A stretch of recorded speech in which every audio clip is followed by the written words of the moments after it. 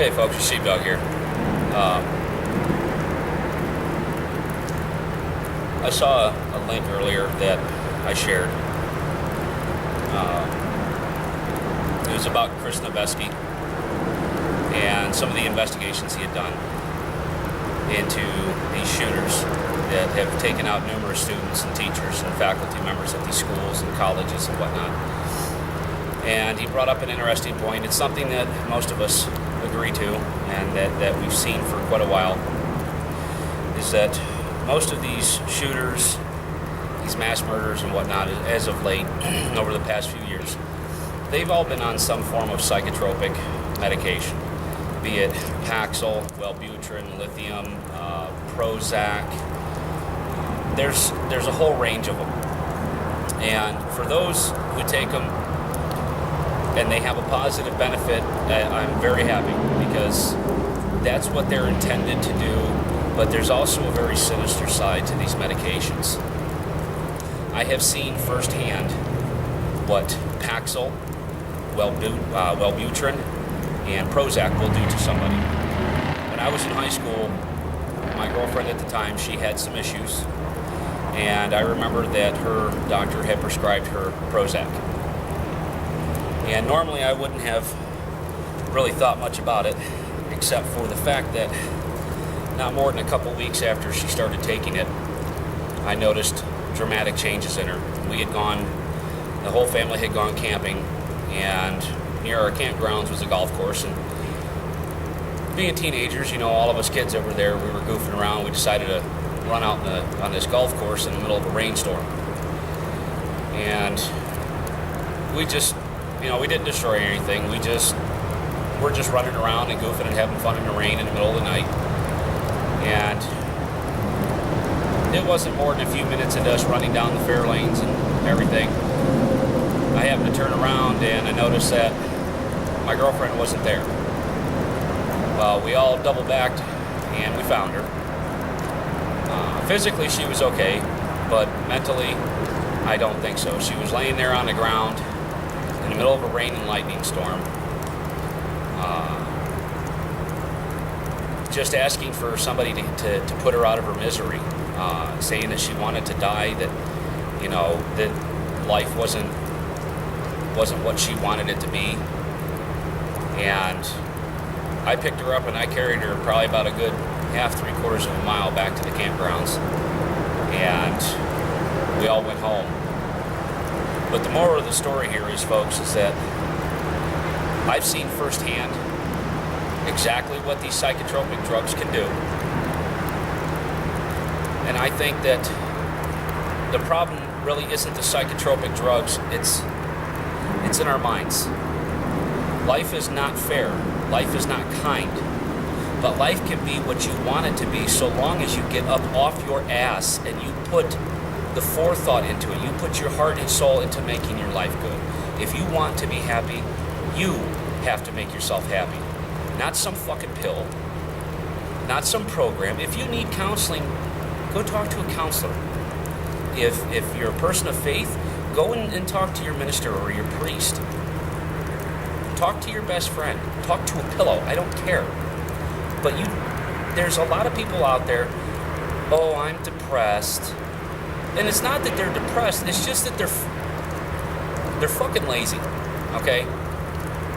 Yes, they may have a chemical imbalance, but the thing is take a look at the shit that's in our food. Take a look at the shit that's in our water. Look at what our children are being taught in school. Look at the demands that are being placed on children nowadays. When I was growing up, it was simple. You did your schoolwork. You came home before you were told, before the lights came on, the street lights. You did your share of the work around the house. But other than that, you were a kid. At 10, 11, 12 years old, 13, 14 years old, my ass was out in the woods. Me and my friends were out raising cane. Not hurting anybody, not destroying nothing, just having fun. Being stupid kids. But nowadays, children are so mesmerized by the video games and the computers and all the new fancy gadgets that are out there, that I hate to say it, but all this shit that we're feeding our children that we don't really think about I believe is what's causing a lot of the problems. Because, I remember seeing a sign that somebody posted on Facebook that said, children that hunt, fish, and trap don't shoot, steal, and murder. And it's the truth. I got out, I go fishing, I go camping, I go hunting. I don't trap. I'd love to. I'd love to learn. I go kayaking. I take my boys kayaking with me. I take my friends kayaking with me. I love to do stuff outdoors, and I try to make sure that I instill that in my children. And that's another issue that we're facing, is our children aren't depressed. Our children, really don't, I'm not saying all of them, but there's a lot of them out there that really don't have problems, even though some doctor may say they do. It's just that in this society nowadays, we are pushed and pushed and pushed and pushed and pushed to make sure we have the newest, the biggest, the fanciest. We are competing with the fucking Joneses, and we have to stop. We have to slow down our lives and focus on what is most important. That is how we can help make an impact on the mental health of this country, by focusing and spending constructive quality time with our kids. Today's my son's birthday. He's 13 years old. Happy birthday, Zachary. Got me a cup of coffee. Thank you.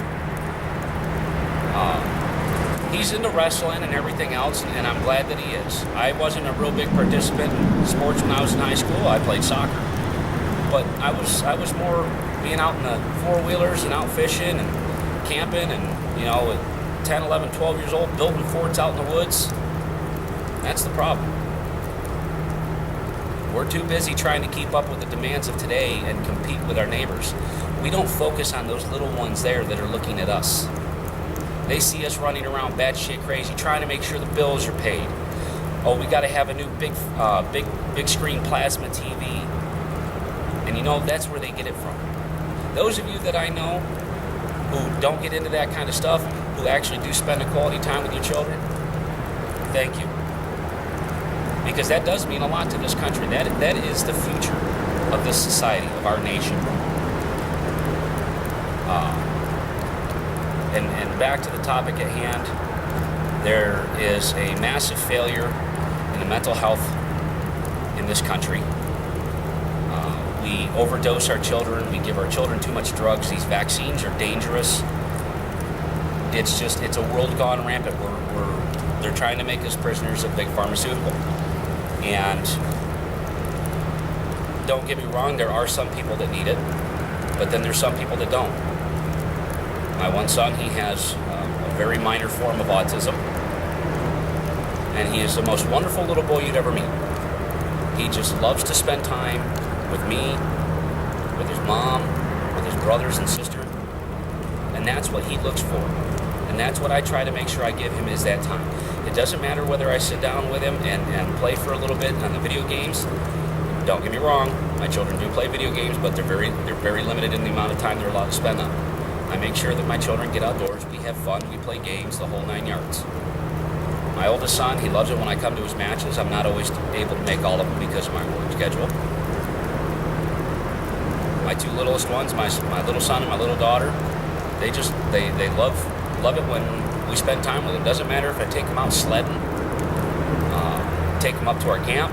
It don't matter. It's just spending that time with them. That's what we need to do. We need to get back to spending time with those that are the most important. So why don't we try and hold the big pharmaceutical companies and these half-cracked doctors for the responsibility of over-medicating our population, because you and I both know that there are lots of doctors out there who are merely in it for the money. They don't give a livid shit about helping you. So anyhow, that's my rant for right now. I'm going to finish my cup of coffee, and I might make another video here in a few minutes. So this is Sheepdog out. Oh, I'm a gummy bear. Yes, I'm a gummy bear. Oh, I'm a yummy